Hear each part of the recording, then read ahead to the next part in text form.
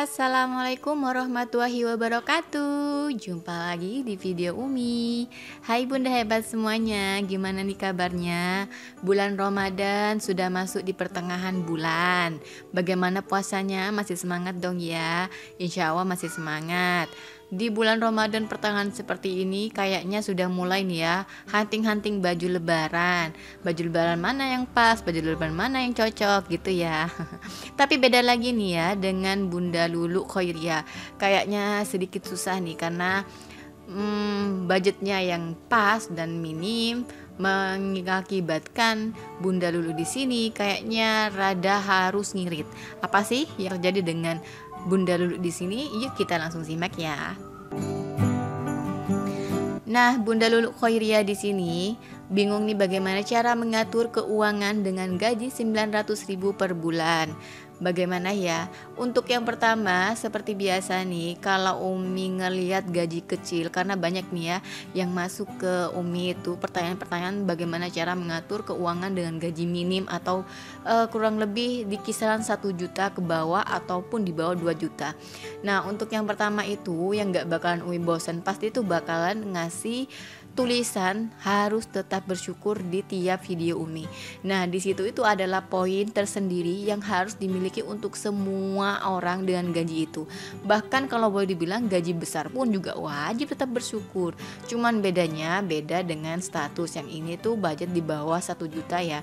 Jadi untuk rasa bersyukur itu kayaknya bakalan susah untuk kita lakuin. Bahkan untuk kita ucapin pun mungkin bakalan terasa berat gitu ya. Tapi ya balik lagi, kenapa sih kok harus bersyukur? Karena di luar sana itu masih banyak loh yang belum memiliki gaji tetap atau gaji bulanan, yang masih tertati-tati atau masih berusaha untuk mencari sesuap nasi perharinya. Nah itu tuh ya.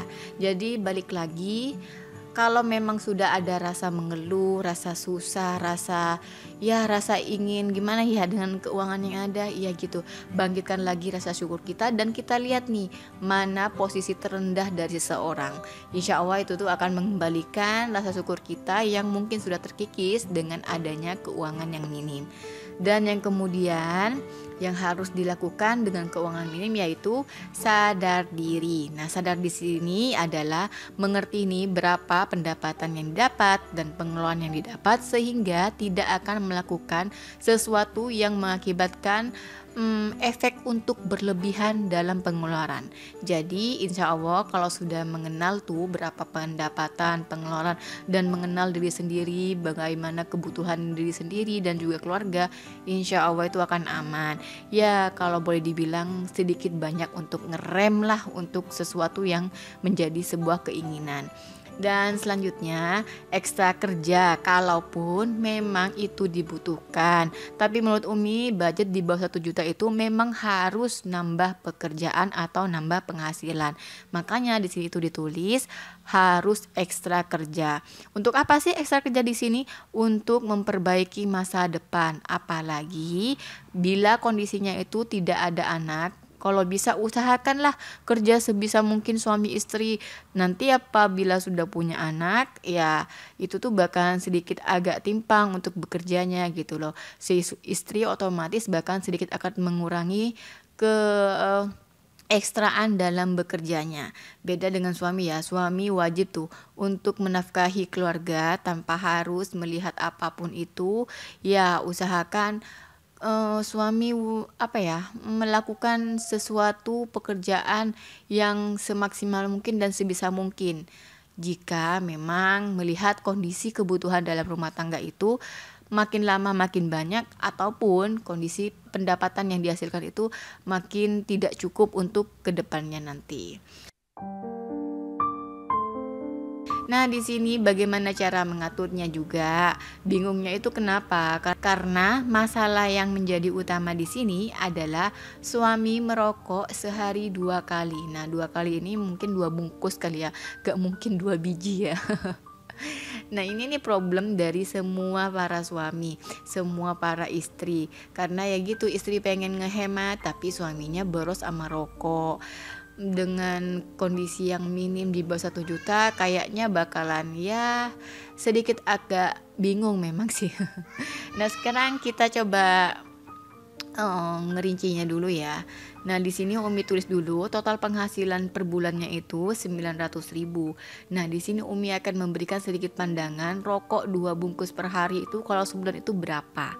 Ini tuh Umi tulis dulu, rokok 2 bungkus berarti dalam sebulan 30 hari berarti 60 bungkus per bulannya. Kalau 60 bungkus termurahnya rokok itu 20.000, itu tuh per bulan 1.200.000 per bulan. Nah, penghasilan 900.000 ini ya bener adanya tuh kalau Bunda Lulu di sini bakalan bingung dan bakalan kesusahan dalam memanage keuangan kalau rokok suami diminta terus per harinya 2 bungkus. Nah, ini yang jadi masalah. Oke, selanjutnya Umi rincikan dulu nih berapa rincian bulanan yang harus dikeluarkan dengan keuangan seperti ini. Ini tuh untuk PLN dan PDAM, Umi coba rincikan per umumnya saja 200.000. Tentunya keuangan untuk PLN dan PDAM itu disesuaikan dengan kondisi masing-masing. Ada yang cuma PLN aja, PDAM gak usah atau gimana ya. Kemudian ada beras 100.000 untuk kebutuhan dapur cuci karena cuma berdua 100.000 saja. Kemudian untuk kebutuhan pasar 350.000. Di sini untuk kebutuhan pasar bisa disesuaikan nih, mungkin ada yang terhematnya 300.000 karena cuma berdua atau gimana gitu ya.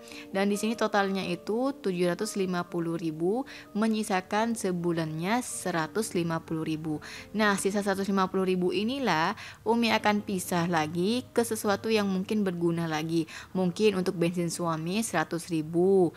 Dan kemudian ada tabungan 50.000. Nah, bensin di sini Umi usahakan sedikit sedikit pesan aja untuk Bunda Lulu. Bensin suami 100.000 di sini usahakan sudah sama termasuk rokok. Jadi kalau bisa memang rokoknya itu ya sepaket dengan bensin dan keuangan 100.000 ini. Jadi Bunda Lulu tidak ada keuangan lagi untuk rokok yang lainnya. Dan kemudian tabungan di sini insya Allah juga akan membantu, mungkin ada sesuatu yang butuh ditambah atau kurang di per bulannya bisa nih membantunya. Atau mungkin untuk menambah memberi sedekah silahkan disesuaikan dengan masing-masing ya. Nah, di sini untuk bensin dan rokok 100.000 emangnya cukup?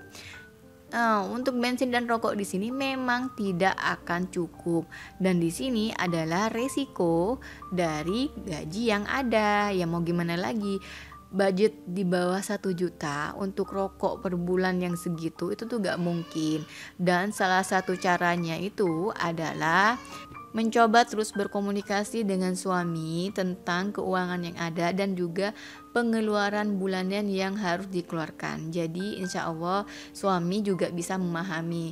Suami yang meminta rokok 2 kali sehari tanpa melihat keuangan yang ada, itu tuh suami pasti berpikir bahwa 900.000 per bulan itu sudah sangat cukup dan sangat lebih. Jadi usahakan untuk Bunda Lulu dikomunikasikan semua pengeluaran yang ada. Dan juga untuk semua bunda-bunda termasuk Umi sendiri nih, Umi sendiri itu juga terus berkomunikasi dengan suami dengan pengeluaran dan pendapatan yang per bulannya yang sudah ada gitu loh. Jadi suami juga tahu berapa pengeluaran dan pendapatan per bulannya, sehingga suami juga bisa mikir nih, oh berarti saya tuh juga harus hemat, oh berarti saya harus menambah penghasilan, oh berarti saya harus begini. Jadi ada ada semacam interaksi dari apa yang kita berikan gitu loh. Jadi kita itu actionnya nggak cuma hanya dari istri aja, tapi suami pun juga akan membantu dari apa yang kita berikan tadinya itu. Intinya ya kita saling komunikasikan aja gitu loh ya. Dan untuk selanjutnya adalah wajib untuk menambah penghasilan. Ini tuh gak ada pilihan lain, karena memang kenapa 900.000 per bulan ya sangat-sangat cukup, apalagi kalau punya anak ya. Kalau bisa bertahan, katanya netizen itu ya, gak mungkin lah semudah itu mengatur keuangan di bawah 1 juta. Ya memang begitu, tapi ya balik lagi semuanya ada pada diri kita masing-masing. Oke, segitu saja video dari Umi. Semoga bermanfaat video ini. Yang ada pertanyaan, baik mau itu secara komen atau DM, silakan disampaikan. Insya Allah Umi akan bahas semuanya sesuai dengan budget masing-masing yang ada pada bunda-bunda semuanya. Sampai dulu di sini. Wassalamualaikum warahmatullahi wabarakatuh.